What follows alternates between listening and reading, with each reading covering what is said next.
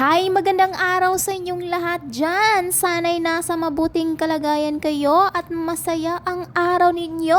Ngayon ay samahan nyo naman akong mag-harvest ng mga kamatis at talong sa ating munting garden sa labas. Meron ngang kasabihan niya, kapag may tinatanim ay may aanihin. Tama, kapag magtatanim ka talaga ay may aanihin ka. Ayan, meron din tayong mga atsal dito pero hindi siya nakatubo dahil sa dami ng mga pesti na kumakain at nag-a-attack ng ating mga plants. Kaya ayan, okay lang yan. Ganyan talaga ang buhay sa pagtatanim. Minsan ay may mga pagsubok na darating. Kaya yan, gagamitin natin yan sa ating lulutuin mamaya. Matagal ko na itong tinatanim pero ngayon lang talaga nakabunga dahil siguro sa init ng panahon at sa mga insekto na umaatake dito. Pero meron pa rin naman akong na-harvest dito. So ayan ang mga pichay natin. Napakalusog talaga nila. Sana'y magiging okay lang talaga ito. At aanihin natin. Magkukuha din tayo ng ilang pichay. So ayan, hinuhugasan ko na para lulutuin ko na.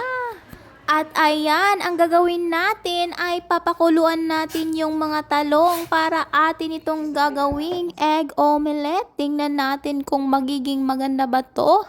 So ayan, iniiwa ko yung mga spices dyan na isasawag natin sa ating egg omelette.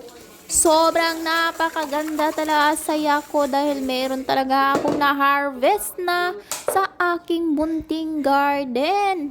Abay, sa sobrang mahal ang mga bilihin ngayon, ay naku, mapapaisip ka talaga na magtanim ng kahit na ano-ano sa iyong mga bakuran.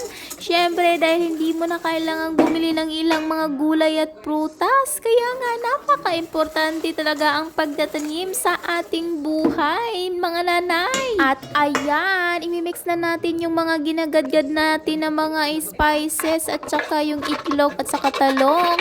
At gamit ang isang sa mixing bowl at itong whisk para maayos natin na maimimix yan. Pero nagtaka ako kung bakit ako gumamit ng gatas. Ay nako, supposedly hindi ako gumamit ng gatas dito. Ay nako. At ayan, ipiprito na natin sa panatingnan natin kung maganda bang resulta nito. Ay nako, ang dami talagang pagkakamali ko dito. Ayan, naging scrambled egg, tortang talong, ano ba yan? Hindi ko naintindihan. Nako, hindi na sana ako gumamit ng milk doon. Ano bang nasa isip ko? Bakit pag gumamit ako ng milk? Nako, nasira tuloy pero okay lang. Naluluto pa rin naman. Masarap pa rin naman yan, mga mamshias. So, ayan, nagpreto din ako dyan ng mga saging para kakainin ko kasama yung ating naluto.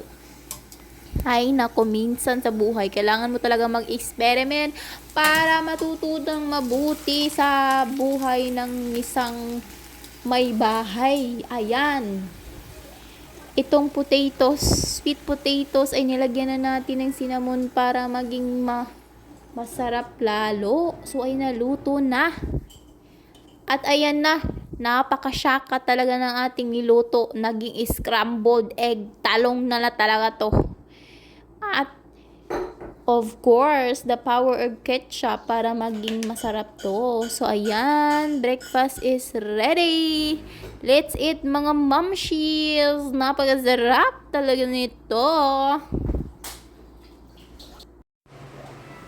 Breakfast is ready, guys. Let's eat.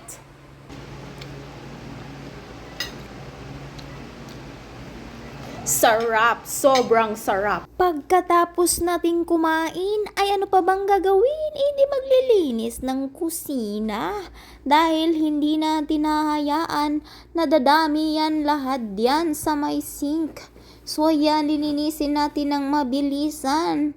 Pero hindi talaga yan mabilisan sa totoong buhay. Wala talagang time-lapse.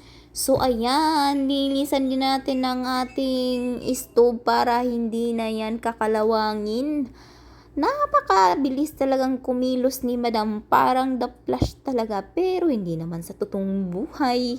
Ganyan talaga ang buhay mga mamshis, mga madam. So, very easy lang tingnan, pero hindi madaling gawin at hindi madaling tatapusin. Sayaw sa diya, madam. Sunod na itong gibuhat atong trapuhan, mga madam, arong dili tayan ang mga kalaha o mga palato. Mana ra gyud. Sunod mga madam, mga mamshis, ay unsa pa rin buhaton, lingkod sa taginagmay, lain pod magsige na lang tagbarog. Smile sa diha, kay scripted ya ito. Ha ha ha. Sige, bye!